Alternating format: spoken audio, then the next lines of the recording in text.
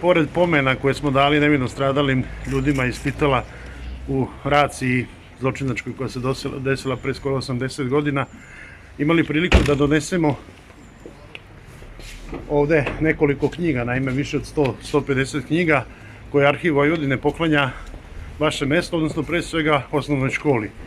To su knjige koje su stručne, koje mogu biti korisne deci i u osnovnoj školi, ali naravno i drugim ljudima koji to požele. Među tim knjigama ima nekih 70-80 knjiga tih arhivističkih stručnih, ali evo ja lično smatram da svaki čovjek na svom primjeru treba da pokaže kako valja živeti. Ja sam iz svoje privatne biblioteke odvojio nekih 80 knjiga pa sam poklonio vaše mesto, odnosno vašoj školi, i to je najmanje što mogu da učinim, jer dolazeći u Arhiv Vojvodine na mesto upravnika, odnosno direktora pre 3 godine, sam shvatio da je zaista ona priča o davanju najbolji način da iskažete osjećanja koja čovjek ima, jer zaista je lepše davati nego primati, i kada osjetite radost da davanja, da te knjige ili ti darovi mogu da koriste drugim ljudima, u ovom slučaju deci u vašoj osnovnoj školi u Titelu, nema zaista lepšeg osjećaja. Srećan sam ovde što sam danas ovo jutro bio sa vama